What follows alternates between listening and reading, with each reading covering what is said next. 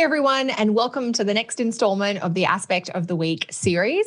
Here I give you a little taste of the type of astro info that I include in my monthly astrology guide subscription. You can find out more about that via the link below. Here I'm going to talk about one aspect happening the week starting March 22nd. This is the type of info that I include in the monthly astrology guide subscription. So in that monthly subscription, there are exclusive videos that I create for my members or my subscribers only, where I cover every aspect that's happening each day, each week, and each month. So here's a little taste of what we talk about there, and I'm going to share some info just about one aspect happening this week. And the aspect that I've chosen to focus on this week is Mercury in Pisces square Mars in Gemini. So this aspect is happening on the 23rd of March. It'll be the 24th of March if you're in Australia, but the 23rd if you're in Canada and the US. Mercury will be at 11 degrees Pisces and will be squaring Mars at 11 degrees Gemini. So let's talk a little bit about what this aspect might mean and what you can expect in terms of how your day or your interactions might go based on this aspect. So we know that Mercury is in detriment and in fall in Pisces. So Mercury is not as detail-oriented or clear in his communication in general in Pisces. What Mercury in Pisces is very good for is expressing emotion, tuning into the realm of the imagination, and certainly talking about feelings and dreams, as well as evocative kind of states like compassion or forgiveness or kindness or consideration. But Mercury in Pisces does have a little tendency to get a little muddled or a little confused or overwhelmed. And so when we think about Mercury being square Mars, traditionally known as one of the malefic planets that can cause a few issues, we do have to think about this Mercury square Mars aspect as an aspect that could cause a few problems.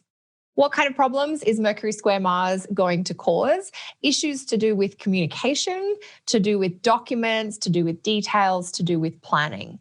Mercury square Mars can be a heated exchange or describe a situation in which there is some disagreement, some discord, or some tension. These are two planets that are at odds with each other.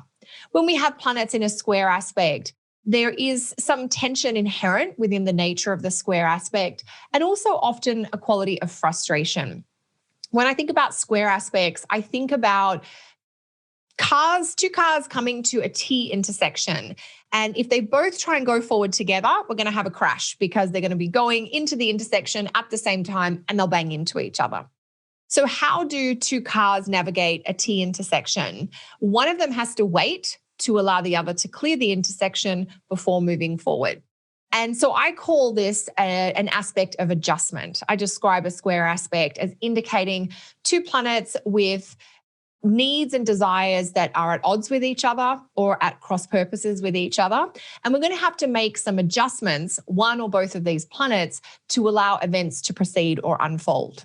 So keeping that piece of theory in mind clues us into how we might approach this particular Mercury square Mars aspect, which is happening on a Tuesday, the day of the week ruled by Mars. So it is a day where there's going to be a little bit of friction, a little bit of tension, a little bit of disagreement. Now, the good thing is Mercury is moving really quickly right now, so it kind of speeds into this aspect and speeds out. So the tension or the disagreement or the friction, the frustration doesn't last long. Mercury and Mars are also in signs that are mutable signs, Mars in Gemini, Mercury in Pisces. And mutable signs are easily distracted. So they're not planets in fixed signs that can kind of dig their heels in. These are two planets that, maybe they don't agree about this thing, but they might move fairly quickly onto a different topic, and the disagreement doesn't have to be a terminal thing. Just to give you a few ways of looking at this particular aspect. So you have some different ways that you could approach it or that you might work with it. Also, so that you don't worry too much about it, because it is a more classically difficult or frustrating type aspect, but I do think it's quick moving and will pass in a relatively short amount of time. So how should we kind of think about the day if we know that Mercury is going to be squaring Mars? We want to think about the idea of understanding that we'll be dealing with people who have different opinions or different points of view from us, that we may not be able to persuade or convince others of where we're coming from, that we might be in situations where there's a need to agree to disagree, Mercury square Mars is also just a little bit of like a flashing orange kind of warning sign that says, there's a few bumps ahead. And if we kind of know that going in, sometimes they take us less by surprise, or we're more prepared to navigate them. Mercury square Mars can sometimes be about saying something that is unpopular or won't be well received. So it could be saying a truth. It might be sharing some facts or information that people don't want to know about or they don't want to hear. This can show up in almost any area of your life, with a family member, with a friend, with a romantic partner, at work, etc. So Mercury square Mars can show having to deal with data or information that is annoying or frustrating or not heading in the direction that you'd like it to be heading in. Mercury square Mars is also an aspect that I want to raise one other topic with, which is the idea of our mindset or our mental state. Mars is already moving through Gemini, which is an air sign. And of course, Mercury is the planet associated with the mind and communication. So generally, there's a quality of this kind of unsettled, irritable theme with Mercury square Mars. So you might be irritable, and that could affect your communication or interactions with others. You might be fine, but somebody you're dealing with could be irritable or short-tempered. Or it might be that there is a little unsettled quality inside your mind. You might be churning over something that doesn't sit well with you. You might be feeling incomplete or like this unfinished business, and you might be unable to sleep at night, or you might be having trouble turning your brain off. So that idea of an overstimulated mind because we're grappling with something that's difficult or uncomfortable is also possible with this Mercury square Mars aspect. So there's a few ways that this aspect can show up. I am really curious to hear how it manifests for each of you. We've talked a little bit here about the kind of general themes and qualities of Mercury square Mars. If you want to personalize it, you can pop into your birth chart and think about where is 11 Gemini and 11 Pisces for me. So think about the houses where you have Gemini and Pisces. And it may be that the topics of that Gemini and Pisces house in your personal birth chart are at odds with each other right now. Maybe you're trying to do something in your career and that's causing tension in your romantic relationship. Maybe you're trying to do something for a child in your life, but that's disrupting your budget or your savings plan. So, the first example, career and relationship, is if you have 7th house, 10th house square activity. And the second example of children and money is the 2nd house, 5th house square activity.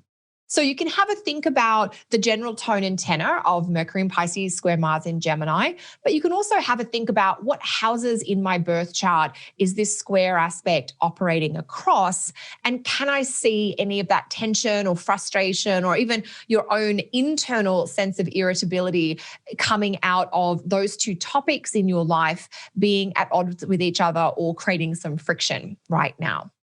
So lots to think about there, and do let me know in the comments below how you're experiencing this or what it might be stirring up in terms of topics in your personal birth chart. As I mentioned at the start of this video, this is a sample of the type of info that I include in my monthly astrology guide, which you can sign up for over on my website at kellysastrology.com. I'll also put the direct link for that in the comment section below, the description section, I should say. You can sign up on a month-to-month subscription, or you can pay a reduced rate for a whole year ahead subscription. You'll get access to 6 videos and 2 PDF downloads that are created fresh for members every month. We also do a live Q&A 3 times a year, which any member can come along to. So if you'd like more astrology, if you'd like to continue learning about the planets and how they interact with themselves but influence your day-to-day life, I hope that you'll join us over in the monthly astrology guide. For now, team, that's it from me. I'll be back with more in this series. Until then, take care.